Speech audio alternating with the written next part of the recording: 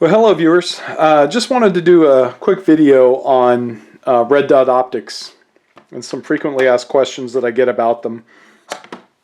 Red dots are one of those things that have become kind of the standard equipment on most modern sporting rifles, and they will certainly help you with your target acquisition and your accuracy. More than iron sights. Now I will say this, like anything, they're a great tool, but you have to know what you're using, and there's a couple rules about buying them and what to equip your gun with. So first and foremost, what I'll tell you is that choosing a red dot optic is absolutely 100% all about personal preference. There's a whole bunch of different ones made, and there's a whole bunch of different features, but these are kind of some ground rules that I'm going to give to you if you haven't bought one before or if you're in the market for one. So first and foremost, the first rule that I would tell you is buy one that is of high quality. So buy quality. I have over the years paid for less than expensive ones. I've gone cheap and I've bought a cheaper optic. The problem with it is it's not mil spec, it's not high quality, it doesn't come with a warranty. If something goes wrong with it a few years down the road, all it is landfill. Whereas a lot of these, the companies that manufacture them will support them for basically indefinitely. As long as the company's in business, they're going to support you. And these are optics that can be repaired or replaced by the manufacturer with no problem. So quality, number one.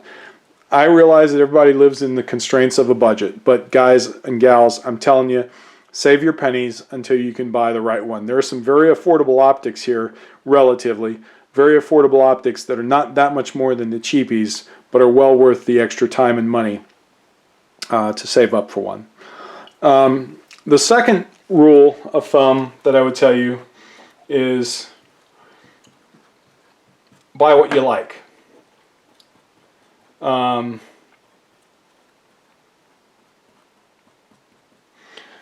Sometimes we hear people tell us, hey, you know, if you're going to be running that type of gun, you need to be running this type of optic. That's nonsense. Buy the one that fits you best. So for instance, one of my favorites is the Eotech. I love an Eotech optic because it has a very wide field of view and a very small footprint for the actual optic itself. So when you're running it with both eyes open, it's not very intrusive. If you're running something like a big Aimpoint, which is a great optic, but there's a lot more of the optic in your field of view when you're running. It's a much narrower tube, as you can see, so you see a lot more optic than what's around you. So if you're running it with both eyes open, sometimes it's not as good, if you like, than the other one. The other thing is the type of reticle. So you've got a red dot reticle here versus an Eotech, which is a bullseye reticle. Make sure you guys can see that. Bullseye reticle versus red dot reticle. Now, for me, when I look at that, if I'm not wearing my glasses, I see a starburst. And that can be irritating because it's a pretty bright starburst. Whereas this one here, when I look through the optic on that, I don't see a starburst, and for me it's just a better reticle for me to get on target. I just prefer it. Again, totally personal preference, so you get the one that you want. But I like that. Obviously I like Aimpoint too because I got plenty of them, but it's just something to be aware of. Okay? So the next thing to consider, I'm going to move these down here a little bit so I can continue to write. I didn't think this all the way through. The next thing to consider is, do you run night vision goggles? Now, if you are a member of the Special Forces or you are on a SWAT team or something where you wear NVGs, you need to have an optic that is NVG capable. If you are not, you probably will never need anything that is NVG capable. In my career where I've carried a gun, I've never needed NVG capable. So again, it's just not something I need. Now, 2 of these are NVG capable, this one and this one. That's great. If you want to use it, fantastic.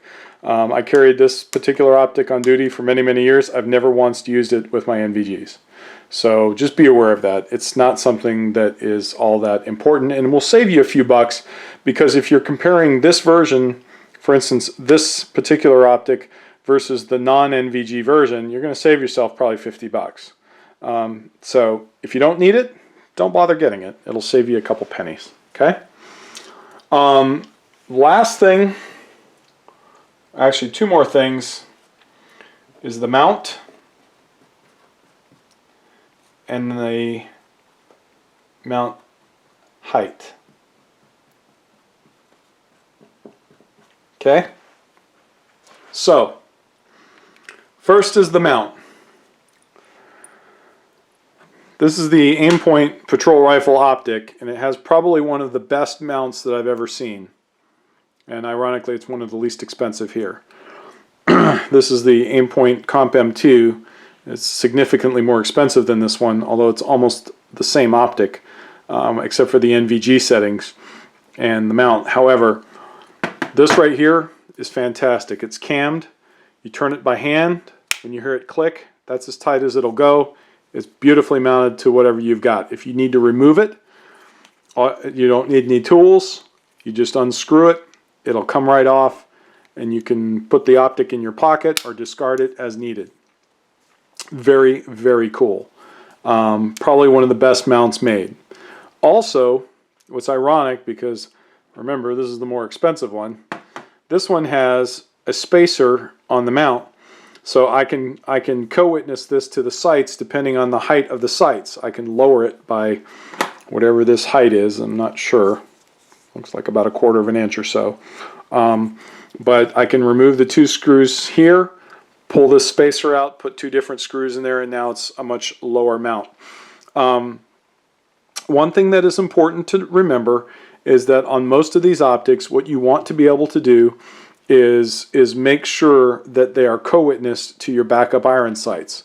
So if you have my luck, which is you will be in a situation where you truly need this, this is what's going to happen. You're going to jump up here and you're going to realize that your batteries are dead.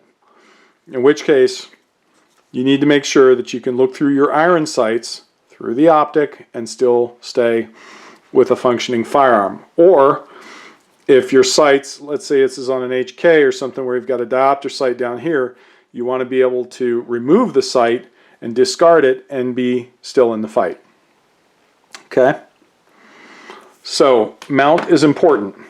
Mount height is important, and making sure that it's co-witnessed.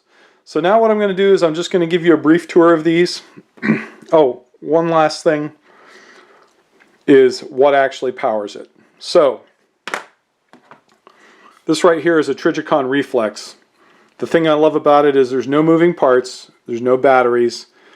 It's fiber optic that's drawn in from this fiber optic sensor right here. And as you can see, that amber dot, that's your reticle. And at night, that's powered by tritium, so there's no moving parts. Disadvantage is about every 10, 15 years or so, that tritium is going to go dead, so you won't have anything at night. But it'll still work in the daytime. So, very cool, no batteries. Alright? Something like this, which is an Aimpoint Micro, which is an awesome optic and very expensive, has a fantastically bright optic that will last for years and years and years because of the technology. However, again, my luck, that'll be the day that it goes dead. However, quick mount. The problem with the Aimpoints, the Aimpoint Pro, this and this, is it uses a goofy battery size. It uses sort of like a hearing aid size battery or a watch battery.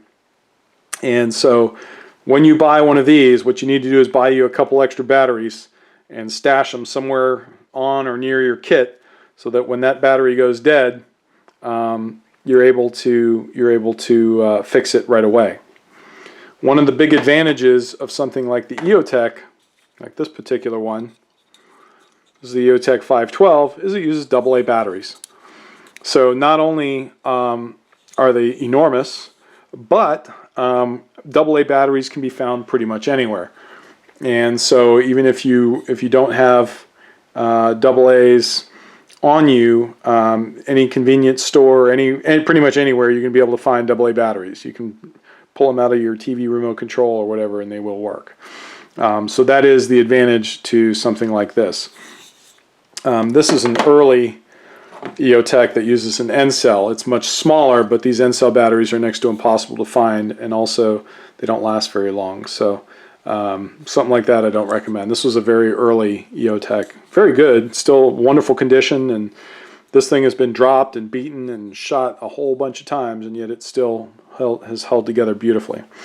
I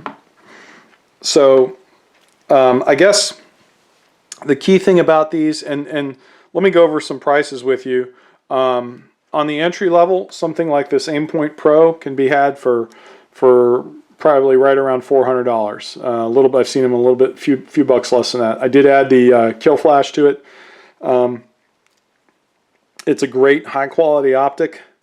It's got a fantastic mount to it, and functionally this is pretty much all the optic you'll ever need, unless you're like some type of super soldier or cop or something like that that needs to use one of these things in some goofy place. So very, very cool optic, great optic for the money. It's mil spec, it's beautiful, it'll last a lifetime. You want to go up from there, somewhere in the $600-ish range. You can go with the micro, same optic basically, except much, much smaller, really advanced battery technology, and weighs really nothing, and also very, very small field of view. So when you're looking through this thing, you barely see the optic. Trijicon reflex, they're all in that $500 range. Again, great optic, very, very high quality. It's made by Trijicon. This one has a kill flash on it. So you know, these kill flashes, the reason I like them is because they, in order for a reflex or a red dot to work, they have to have a lens that the red dot reflects off of it, so they're always going to have this coating, some type of reflective coating where it's going to bounce back into your eye. So I prefer a kill flash on there. It's just one less thing to reflect light, especially in CQB where that might be something that comes back to bite you. Again, the kill flash for this thing was like $100, but it's a great high quality optic. And then the Eotechs, again, great option. Now all of these red dot sights can be paired with a magnifier. I've seen 2-power magnifiers, 4-power magnifiers, and that's a great way to create a rifle that can be used both in really, well, let me say this. First of all, a red dot sight is accurate out to a couple hundred yards. So if you're shooting beyond a couple hundred yards, okay, great. But these are probably more accurate than most of the operators that are going to be using them. So you probably don't need anything more than that. If you do, you can add a magnifier to it and they will work. So hopefully this answers some of the basics. Again, buy quality, buy what you like, make sure NVG, and then the mount and the mount height. Where do you want it to co-witness, and also what powers it? Those are the questions that you have to ask yourself. And if you have any questions, please just put it in the comments section. I'll be happy to answer what I can. If you like the video, don't forget to give me a thumbs up, and don't forget to share and subscribe. Do appreciate you guys participating in the channel, and I'll see you on the next one. Thanks so much, guys. Bye-bye.